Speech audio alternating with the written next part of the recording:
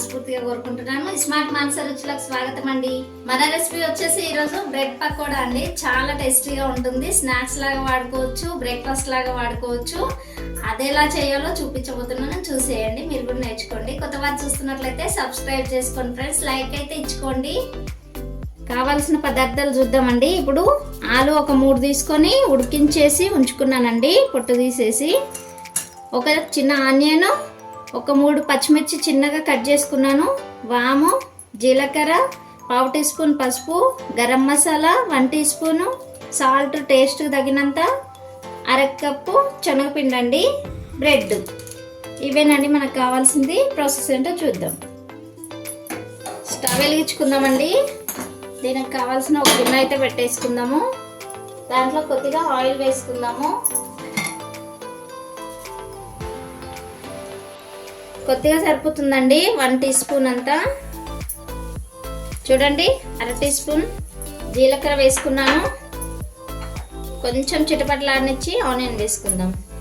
చూడండి, ఆనియన్ వేసుకుంటున్నాను. అలాగే చిన్నగా తరుక్కున్న పచ్చిమిర్చి కూడా వేసాను. కొంచెం బ్రౌన్ కలర్ రానిద్దాం.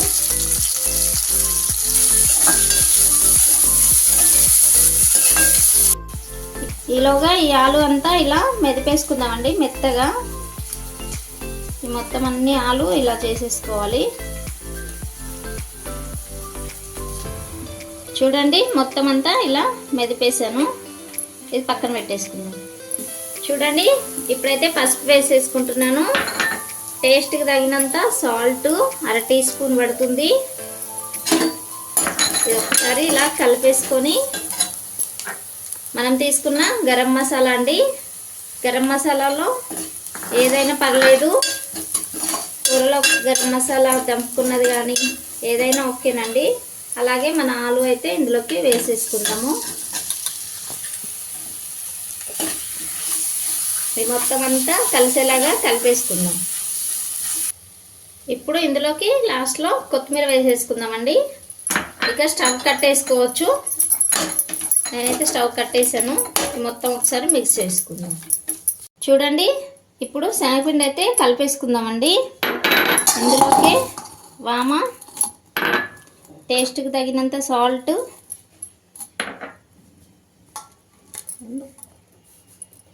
కొద్దిగా కారం అండి, 1/2 టీ స్పూన్ అంతా. చూడండి, ఇదంతా మిక్స్ చేసుకొని వాటర్ వేసేసుకొని కలుపుకుందాము.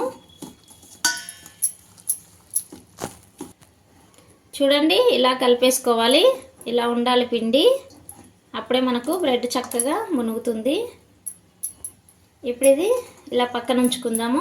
నెక్స్ట్ ప్రాసెస్ చూపిస్తాం. ఇప్పుడు స్టవ్ వెలిగించుకొని కడాయి అయితే పెట్టేసుకుందామండి.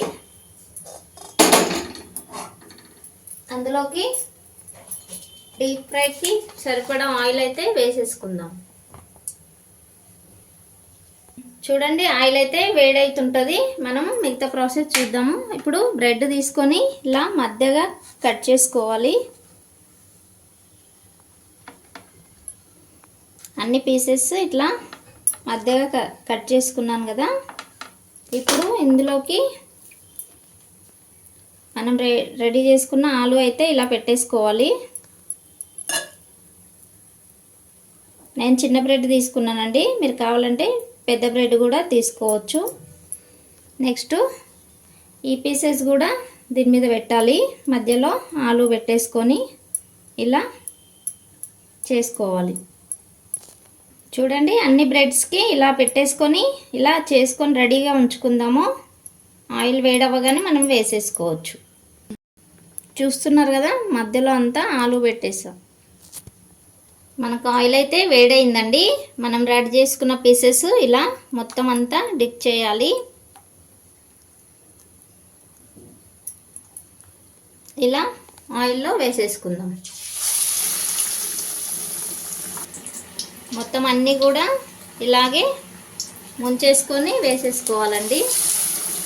చూడండి, అటుపక్క కాలింది మనకు. ఇలా టర్న్ చేసుకుందాము. ఇటువైపుగా కాల్చుకోవాలి. 2 వైపులా చక్కగా కాల్చుకొని తీసుకుందామండి. చూడండి, మనకు 2 వైపులా చక్కగా కాలిపోయింది. తీసేస్తున్నాను నేను.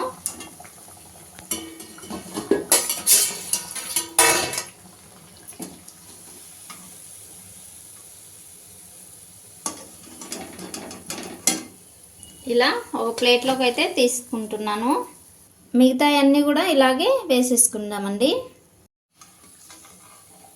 చూస్తున్నారు కదండి, అన్నీ కూడా ఇలాగే వేసేసుకోవాలి. చూడండి, మన బ్రెడ్ పకోడా అయితే రెడీ అయిపోయింది. చూస్తున్నారు కదండి, బ్రెడ్ పకోడా అయితే రెడీ అయిపోయింది. పైన అంతా క్రిస్పీగా, లోపల స్మూత్గా చాలా బాగుంటుంది, చాలా టేస్టీగా కూడా ఉంటుంది. మీరు కూడా తప్పకుండా ట్రై చేయండి ఫ్రెండ్స్. మీకు ఎలా వచ్చిందో కామెంట్ చేయండి. కొత్త కొత్త వీడియోలో ఏం చేసి పెట్టినా ఫస్ట్గా మీకు రావాలంటే సబ్స్క్రైబ్ చేసుకోవాలి ఫ్రెండ్స్. అందుకని సబ్స్క్రైబ్ చేయండి, తప్పకుండా ఒక లైక్ అయితే ఇవ్వండి. మరొక మంచి వీడియోతో మీ ముందుంటాను ఫ్రెండ్స్. అంతవరకు బాయ్ బాయ్.